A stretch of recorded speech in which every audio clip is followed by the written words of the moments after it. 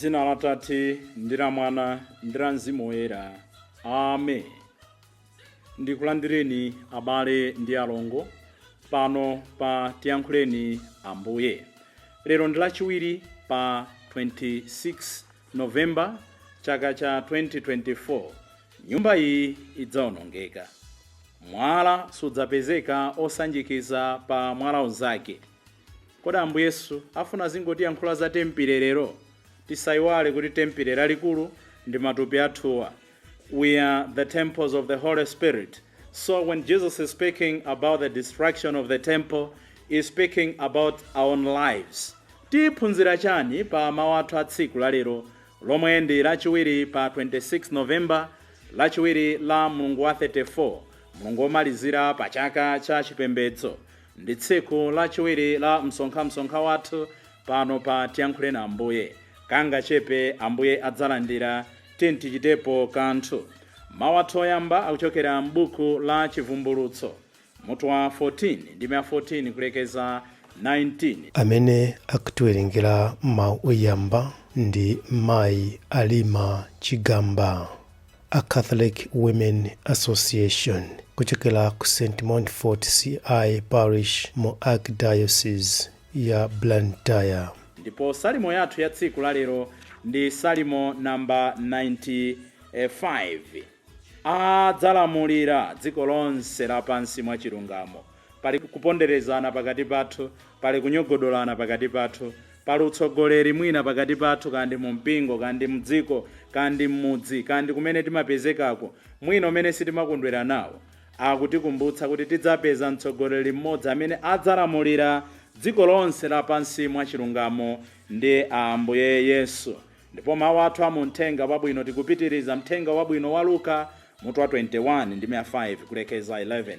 Amene akutiwerengera mawu amthenga wabwino komanso kutigawira mawu ndi Reverend Father Francis Damaseke, kuchokera ku Episcopal Conference of Malawi, ECM. Tiyeniso abale ndi alongo tisinkhesinkhe limodzi. Mawu oyamba. Mawu a m'buku la Chivumbulutso. Pambuyo pake nditayang'ana, ndidaona mtambo woyera. Pa mtambopo padakhala wina ngati mwana wa munthu, kumutu atavala chisoti cha ufumu cha golide, m'manjamu ali ndi chikwakwa chakuthwa. Mngelo wina adatuluka m'nyumba ya Mulungu, nafuwula ndi mawu amphamvu kwa uja wokhala pa mtamboyu. Adati, "Gwiritsa ntchito chikwakwa chako, yambapo kudula dzinthu. Tsopano nyengo ya masika yafika, ndipo zinthu za pa dziko lapansi zidacha kale." Pamenepo wokhala pa mtambo uja adakayambadi ntchitoyo ndi chikwakwa chake, nadula zinthu zonse za pa dziko lapansi. Pambuyo pake mngelo wina adatuluka m'nyumba ya Mulungu kumwamba, nayenso anali ndi chikwakwa chakuthwa. Kenako mngelo winanso, amene amalamulira moto, adatulukira kuchokera ku guwa lansembe. Adafuwula ndi mawu amphamvu kwa uja wokhala ndi chikwakwa chakuthwa. Adati, "Gwiritsa ntchito chikwakwa chakocho, yambapo kudula mpesa za munda wa mpesa wa pa dziko lapansi, pakuti mpesazo zidapsa kale." Pamenepo mngelo uja adakayambadi ntchitoyo ndi chikwakwa chake, nadula mpesa zonse za pa dziko lapansi, nkuziponya m'chopondera mpesa cha ukali woopsa wa Mulungu. Mawu a Ambuye. Tithokoze Mulungu. Ambuye akhale nanu. Mawu amuthenga wabwino monga adalembera Luka oyera. Ulemu kwa inu Ambuye. Pa nthawi yomweyo anthu ena ankalankhula za nyumba ya Mulungu kuti adayikongoletsa ndi miyala yokoma ndiponso ndi mitulo yoperekedwa kwa Mulungu. Yesu adati, kunena za zinthu mukuzionazi, masiku adzabwera mwakuti sipadzakhala konse mwala ndi umodzi omwe pamwamba pa mwala unzake, yonse adzayigumula. Anthu aja adamufunsa Yesu kuti, aphunzitsi, zimenezi zidzachitika liti? Tidzaonera chiyani kuti zonsezi zili pafupi kuchitika? Yesu adati, chenjerani kuti anthu angakusokezeni, chifukwa kudzafika anthu ambiri m'dzina langa namadzanena kuti mpulumutsi wolonjezedwa uja ndine, azidzatinso nthawi yayandikira, amenewo musadzawatsate. Ndipo pamene mudzamva za nkhondo ndi zipolowe, musadzachite mantha, zimenezi zidzayenera kuyamba zaoneka, koma sindiye kuti chimalizo chifika nthawi yomweyo. Yesu adawuzanso kuti mitundu yosiyanasiyana idzaukirana, maiko osiyanasiyana adzamenyana nkhondo, kudzachitika zivomezi zambiri, kudzakhala njala ndi mliri malo osiyanasiyana, kudzakhalanso zoopsa ndi zizindikiro zodabwitsa mlengalenga. Mthenga wa Ambuye. Ulemu kwa inu, Ambuye Yesu Kristo. Beware that you are not led astray, for many will come in my name and say, I am he, the time is near. Do not go after them. Ambuye Yesu is so clear today.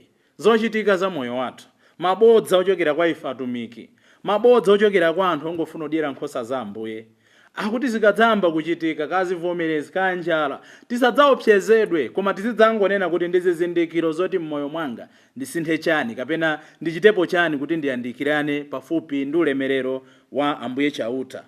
Mawu amenewa onena kuti mudzisamale inu nokha, mukhale tcheru inu nokha, musatengeke musawatsate, akutikumbutsa zinthu ziwiri. Choyambirira akutikumbutsa kuti tili ndi udindo opata chipulumutso chathu ineyo ngati munthu. Aliyense ali ndi udindo omtsata Ambuye ndi zimene zikuchitika mmoyo wake. Salvation foremost is a personal responsibility. Palibe munthu amene adzanene kuti ndikupangira chipulumutso, ndikupatira chipulumutso. People can show us the way to church. People can show us the way to sacraments. People can show us the way to whatsoever chimene chingatiyandikitse pafupi ndi Mulungu. Koma sinde kuti anthu angatipatitse chipulumutso. Nchifukwa timenera tikamva mawu a Mulungu, tikalandira masakramenti, tikamva zochitika mmoyo mwathu, tipange chisankho chonena kuti tsopano ndipanga zotani kuti ndizintsata Ambuye. Then ndi pamene tsopano tingapange extend udindo wathu makamaka operekeza anzathu kwa Ambuye Yesu. Tsiku la lero tikukambirana nkhani yonena kuti Ambuye Yesu akuyenda ndi ophunzirawo, akufika mu Yerusalemu, anthu namaona chitchalitchi chokongola ndipo nkumachiyamikira, koma ansala ya Ambuye Yesu ikuwakhumudwitsa, ikuwapatsa mantha, ikuwajejemetsa. Akuti zonse mukuonazi, tchalitchi mukuonayi, tempile mukuonayi, zonsezi zidzasalazidwa. Tikumbukire ndanena mbuyomo kuti ngati Ayuda anali ndi zinthu zimene amanyadira, anali ndi zinthu zimene zinali kumtima kwawo, anali ndi zinthu zimene amayikirapo mphamvu ndi nzeru, nde zinali zinthu zitatu. They were bragging about the monarch. Ufumu ndithu amadzimva kuti ndi mtundu osankhulidwa. Mose ati kwa Israeli, ndinu tumpingo osankhulidwa, ndinu tumbumba ya Yahweh. So Muyuda aliyense amadzimva ndithu nthawi imeneyo kuti ife we are the chosen race. Matafari uchadayimba nyimbo, we are chosen, we are chosen. Ndi mtundu osankhulidwa ndithu. So choyamba amanyadira kwambiri the monarch itself with the king. Nchifukwa nthawi zonse pakakhala kuti pali vacuum amapempha, ife tilibe mfumu, tufuna mfumu yathu izitilamulira, ifenso tizinyada monga mitundu ina yonse. Chachiwiri amanyadira kwambiri malo land. That's why even now samachedwa akaona kuti malo awo ali pa chiopsezo to protect their land. Chifukwa monga anali mtundu osankhidwa, ndikuti so malo amene anawapatsa Ambuye chauta amene awateteze. Ndipo chotserezera, they were bragging about the temple. Chinthu chimene amayikirapo mtima, boasting about, chinali chani? Nyumba ya chauta, makamaka ya ku Yerusalemu. Ifa amakhulupirira kuti mmenemo ndiye muli mpando wa chauta, amakhulupirira kuti mmenemo ndi mmene amapereka nsembe zawo. The temple is everything to them. So pamene Ambuye Yesu akunena kuti chinyumba ichi chikachisichi chidzagumulidwa, tikumbukire kuti nthawi imeneyo ndikuti ufumu wawo tagawikana kale.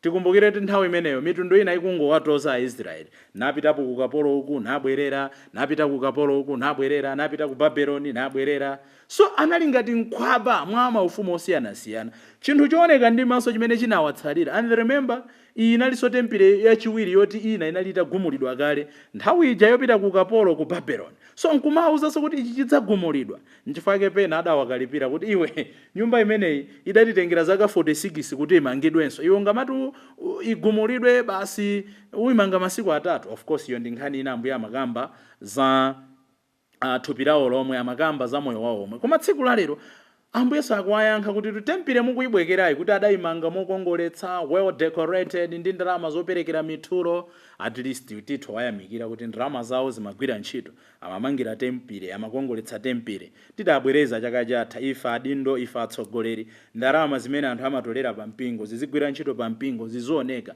Timange masukulu abwino, timange tikongoletse malo amene anthu amapempherera, tike ma facilities abwino, chitukuko chizooneka ndi ndalama zimene anthu amapereka. Nchifukwa chani Ambuye Yesu amati tempere idzaonongeka? Poyamba akuwakumbutsa za moyo wawo omwe. Jesus is sending a very important message to all of us. While God's presence is found in the temple, especially the temple, the Holy of Holies, God is everywhere. So phunziro loyambirira limene amafuna awaonetsa Ambuye Yesu lolera kuti inde mukunena kuti tempere ndi yokongola ifoti mmakhala Mulungu, muli mpando wake, muli malo amene amati koyeretsetsa. Koma musaganize kuti tempere idati yaonongeka Mulungu sakhala Mulungu ayi. Ndi mawu amphamvu kwa inu ndine kuti tasinkhe-sinkhe. Chifukwa tilipo anthu ena amene timaganiza ngati Ayuda akale aja, onena kuti we confine God in the church, we confine God in the mosque, we confine God in the synagogue, we confine God ku phiri, we confine God ngati mapempherera kuti kaya ena timapemphera masukulu obwereka. Unena kuti tikafika malo amene timati ndi malo opemphererawo, muona anthu ena mmene amakhalira makhalidwe yawo. Anthu ena akalowa mchechi ngakhale mayendedwe amasintha. Ngakhale mawu anthu ena akalowa mchechi, even itu ife azilaliki, mawu kulowa mchechi timachita kusintha mveke kuti zauzimu. Koma mukaona kuti tikachoka mchechi muja, momoti tipange translate that kind of vigor, that kind of holiness, that kind of tranquility imene timakhala nayo mnyumba ya Mulungu, that kind of dignity, that kind of respect. Mukaona kuti tikachoka nyumba ya Mulungu ija, chifukwa timaganiza kuti Mulungu tasiyana naye. In quotes, ndeti mayamba upanga zathu. Pachechi aulemu, pachechi oyimba bwino, pachechi anthu ndithu oyenda monyang'anika. Koma tikatuluka mmene muja nkhalamo zenizeni, kodi akatangale ndani masiku ano? Siupemphera tomwefe. Kodi ankhwidzi ndani? Kodi osakhululuka ndani? Kodi anthu amene tikuonetsa makhalidwe ododometsa ndani? It's because there is a dichotomy between the Holy of Holies and our own lives. There is a dichotomy between liturgy and the way we live our lives. Ambuye Yesu akunena kuti tempere idzaonongeka. Phunziro loyamba kwafuna kuwakumbutsa kunena kuti God is everywhere, even where the temple be destroyed. Mulungu akhalabe pena paliponse. Nchifukwa mpemphero lija amanena kuti muziti Atate athu muli kumwamba, osati Atate athu muli ku Yerusalemu, Atate athu muli ku Yeriko, Atate athu muli kumalo osiyanasiyana kumene Ayuda amapempherera. God is everywhere. Ndikakhala kuntchito, God is there. Ndikakhala kundale, God is there. Ndikakhala mbasi, God is there. Ndapita ukasamba kunyanja, God is there. Let not my behavior be antithetical with what I believe in. Chachiwiri amafuna tsopano kuwakumbutsa kuti monga tempere imayimirira matupi athu omwewa, monga tempere idzaonongeke, tikumbukire kuti nafenso tsiku lina matupi athuwa adzatha. Kuti suja timanena kuti fumbi kwa fumbi, doti kwa doti. Angakhala otchuka bwanji, taona mafumu akugwa, taona ziphona zikugwa, taona anthu okongola akugwa, taona anthu otchuka akugwa, taona anthu andalama akugwa. Kugwa tikunena kuti akulisiya dziko lapansi, ali ndi china chilichonse, akudya chakudya china chilichonse, ali ndi magalimoto onse opuma, koma analisiya dziko lapansili. The message sikuopsezana, koma monga tili kumapeto kwa chaka cha mpingo tizikumbukira kuti just as the temple in Jerusalem was destroyed, indeed it came, it was destroyed, so too with our lives. Tsiku lina tidzasiya dziko lapansi. Tizikonzekera monga tikukometsera dziko lapansi, monga tikukometsera moyo wathu, tizikometsanso uzimu wathu, tizikometsa ubale wathu ndi Mulungu, tizikometsa ubale wathu ndi anzathu, tizikometsa ubale wathu ndi mizimu yathu. Tikabwera m'mawu oyamba muli phunziro limodzi limene ndimafuna tisinkhesinkhe. Tikumva kunena kuti Yohane akuona zinthu ndi masomphenya, ndipo akuwuzidwa uthenga onena kuti nthawi yakholola inali itakwana. Ndi anaona munthu adanyamula chisikiro akumweta udza. Nthawi yakholola yakwana, zinthu zapsa, nthawi yosemphanitsa, nthawi yolekanitsa nkhosa ndi mbuzi yakwana. Koma chimene chikundisangalatsa nchonena kuti kuyambira lolemba kapenanso kafika lachinayi limene tikhale tione buku limene la chivumbulutso, zonsezo Yohane akuziona ndi masomphenya. He is seeing things in a vision. Akuona zinthu ndithu ndi masomphenya, akulota nkumaona zinthu zapatali. As per our first reading, the message of harvest time is delivered through a vision, in a vision. Tikabwera m'mabiblical figures zosiyanasiyana, tiona kuti ndi mmaloto mmene mmaphikika nkhani zikuluzikulu. Yesaya ndi uja adalandira maloto ake poona a vision, akuti adaona nyumba mwa Ambuye mutadzaza utsi. Ali mkachisi mmene muja ndi adamva liwu, nditume yani? Iye nkumayankha, ndilipo Ambuye munditume. Zimene zamaziona masomphenya.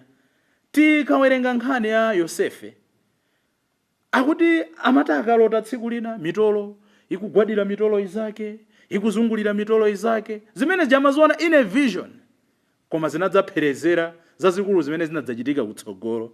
Tikang'ana Yosefe, bambo wa Ambuye Yesu pasi pano, komanso mwamuna wa amayi Maria pasi pano, pamene Herode amafuna aphe mwana uja, anamuonekera Ambuye chauta mmaloto in a vision, kumuwuza kuti utenge mwanayo upite naye ku Egypt. Zonsezo zikuchitika in a vision. What dreams and visions do you have? Do I have? Ndiri ndi maloto otani amoyo wanga. Anthu amene amasintha zinthu, anthu amene amakongoletsa pamalo, anthu amene amakhala bwino ndi anzawo, anthu amene amatukula dziko, anthu amene amatukula banja, anthu amene amatukula palishi, anthu amene amatukula nsembe, anthu amene amadzitukula. There are people with visions. N'chifukwa chake tikawerenga pena buku la Habakuku paja, amati masomphenya ako uziwalemba, uzazokota pa mtengo, tsiku ndi tsiku uziwaona, uwayike m'nyumba mwako. What dreams do you have? Yohane akuona zinthu m'masomphenya, ndipo akupereka uthenga umene uncholinga choti inu ndine tisinthe. Change can only come pamene ndipanga visualize kutsogolo. Zinthu zimene timaziona zimafoni amene tinawo okongolawa, kaya nyumba zokongola zilipo, magalimoto okongola, zovala chilichonse chomene timaona chokongola, chidabadwa kaye m'maganizo a anthu. Kenaka amazipanga implement, nkumazipanga polish. Ambiri tidasiya kulota. Mmalota zotani za banja lanu, mmalota zotani za mpingo wanu, mmalota zotani za ubwenzi wanu, ndi malota zotani za msembe wanga, mumalota zotani za dziko lanu, mumalota zotani za ana anu. Ambiri timangokhala moyo ngati ziweto, n'chifukwa chake moyo wathu uli ngati poyamba ndi tsopano ndi masiku onse pamodzimodzi. Tapempha Ambuye choyamba atikumbutse kuti matupi athuwa sadzakhala wamuyaya. Tsiku lina tidzachoka pasi pano monga tempire idachoka idaphwasamulidwa. Chachiwiri, monga Ambuye Yesu tempire itagumulidwa, Mulungu anapezeka pena paliponse. God is found everywhere. Let us not domesticate God kuti basi amakhala mchechi kugwada ulemu namakhomana namatukwana azathu chifukwa chonena kuti tachoka ku chechi. Moyo umene timaonetsa tikalowa mchechi ukhale moyo omwewo umene timakaonetsa kunja kwa dziko. Ndikufunireni tu abale ndi alongo tsiku lopambana. Monga ndanenera tili tsiku lachiwiri la msonkha wathu. Tiyeni tithandizane kuti utumiki wathu unkirenkire na kulira. Dzina la Atate ndi la Mwana ndi la Mzimu Woyera. Amen.